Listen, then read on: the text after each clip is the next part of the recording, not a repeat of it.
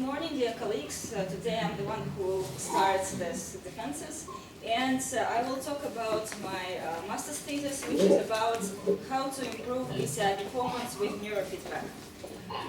So according to the Reed Foundation, there are nearly 5.5 million people who suffer from paralysis in the United States. So that's a huge number, actually. About 1 in 50 people really cannot move and do simple motor actions, which we do all day long. And because of this, there arises an increasing demand for different brain-computer interfaces which would be able to restore and replace motor functions of such patients.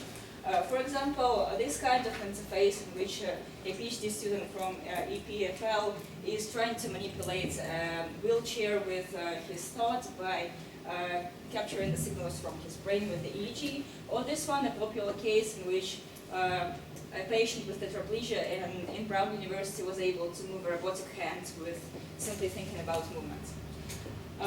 One of the very popular brain-computer interfaces is based on motor imagery, and this is the one I will be talking about today.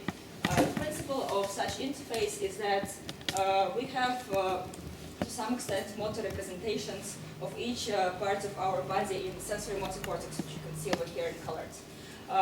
When we are at rest, I mean, we don't move our body.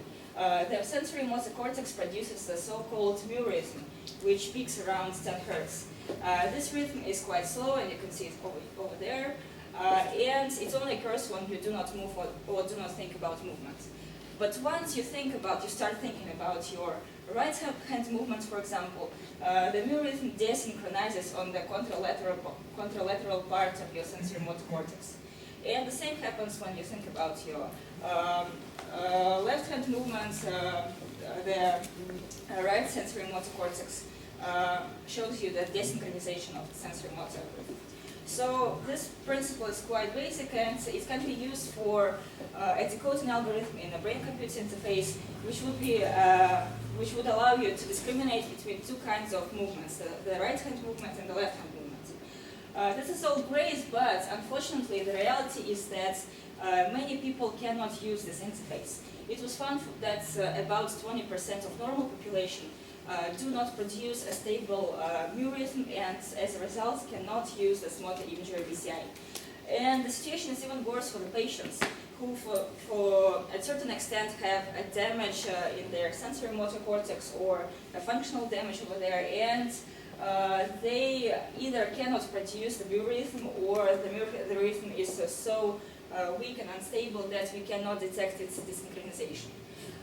That's why we need to have some auxiliary methods which would allow us to aid this methodology somehow and to increase the mu rhythm somehow so that the BCI works better. And we thought about a very natural methodology to increase the BCI performance. We thought that, okay, if the mu rhythm is very weak, why don't we teach the people to increase the power of their mu rhythm so that once we do that, the desynchronization of the mu rhythm becomes more pronounced, and as a result, the BCI works better. So the main hypothesis of our study is that if we teach the people to manipulate their mu rhythm, then the motor imagery BCI would work better. So what we did, we gathered a group of participants, and we conducted a joint BCI neurofeedback experiment in which people had to go through motor imagery and neurofeedback.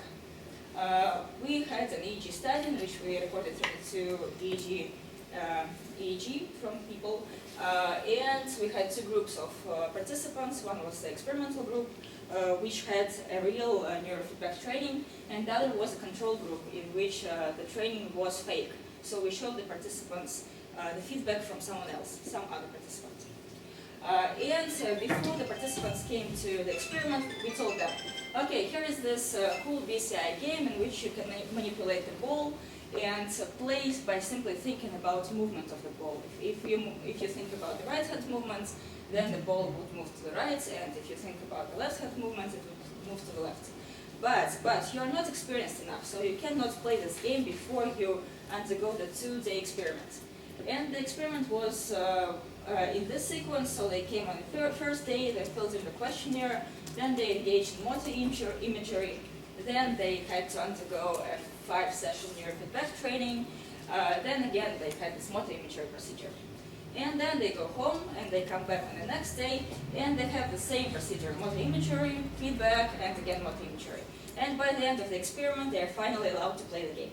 So this was kind of rewarding for them. So we did this kind of framework so that we could capture the change in motor imagery desynchronization, both within day and between days. So let's talk about the neurofeedback procedure. In the neurofeedback, the person would sit in front of the screen and he sees this colored red screen and he's told to increase the intensity of the colored screen and the intensity is directly proportional to the power of his mu rhythm. And the mu rhythm is calculated the following way. We only took 2 electrodes for our study, C3 and C4, which in theory represent the places where we can see the right and the left hand representations. So we took only those 2 electrodes and we filtered the signals from those 2 electrodes in the band of the mu rhythm around 8 to 14 hertz. It was quite a wide band, I'll talk about that later.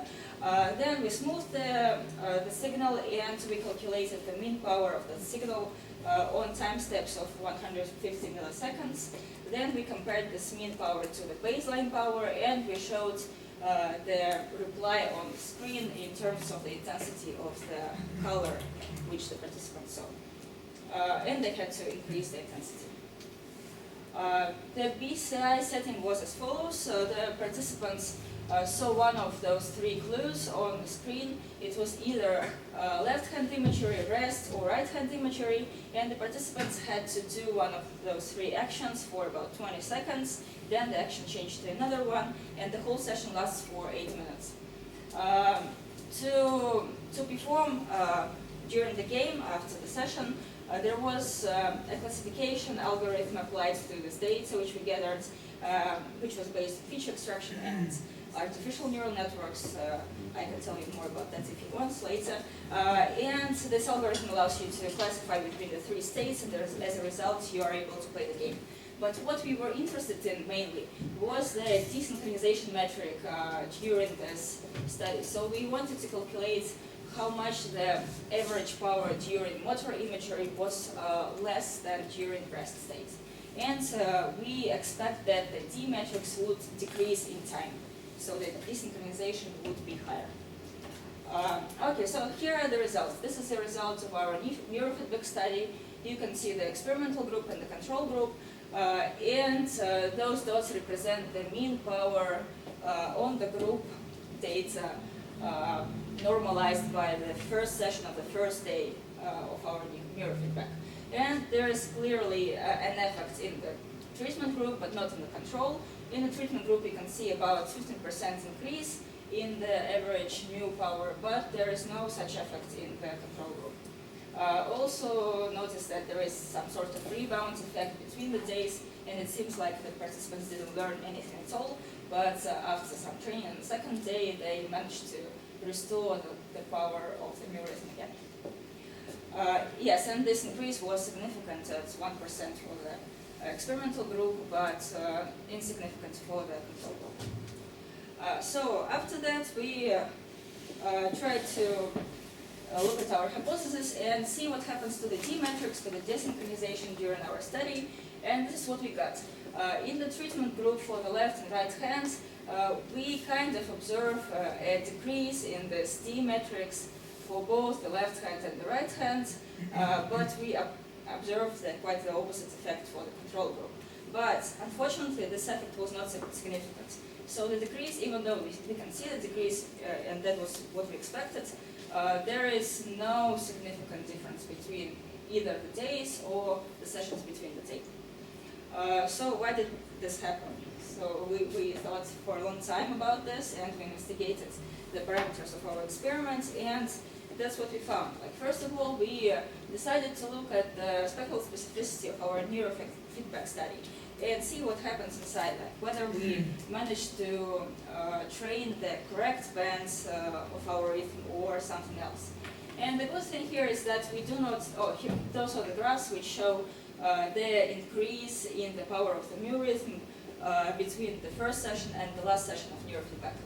The good thing is that we do not see any significant increase in the control group, but we do see something quite curious in the treatment group as well. Apart from the standard mu rhythm, which we tried to train at about 10 Hertz, those are significant values, we also see something which is significant at lower beta range, lower beta range. And this was very interesting for us, and what we think about is that this effect comes from, it comes from the alternative component of the mu rhythm which appears in the beta band. Then we looked at the spatial specificity of our neurofeedback, and we found that it was not entirely spatial specific. We not only see the effect in the sensory motor cortex, but also in the occipital areas. And why this happens, we thought that because we chose quite a wide range, quite a wide band for training, it was from 8 to 14 Hertz, and in this range we observed not only the mu rhythm, but also the occipital alpha, which is normally around 8 to 10 Hertz, but mu is a bit higher. But the problem is that such picture is seen not in all participants, but only in like a small proportion of participants for whom we can really discriminate between the occipital alpha and the mu rhythm. And as a result, we chose a wide band, and that's what we got. We got some joint effect in training between the occipital alpha and the sensory motor alpha. And to get rid of this effect, we propose several ways, ways to improve the methodology, which we will implement in the future. One of them is to apply special filters with CSP or SSD methods, which would allow to track the mu rhythm in time. Then there is also an attempt to extract subcomponents of the alpha rhythm so that we can see where the occipital alpha is and where the sensory motor alpha is. Then there are some other recommendations as well. I can talk about them later. So the conclusions, we managed to develop the methodology of joint BCI and neurofeedback at HSE, and we conducted our first study in which we were able to show the increase in the power in the experimental group, but not in the control group. But this effect was not spatially and spectrally significant, and we think we know why, and we will try to cure this drawback in the future with other future experiments, and maybe they would help us to show the effects in the D matrix and to prove the main hypothesis of the study. So this is our team. Thanks a lot to them. Without them, the study would not be possible. Thanks a lot for your attention, and please ask questions if you have any.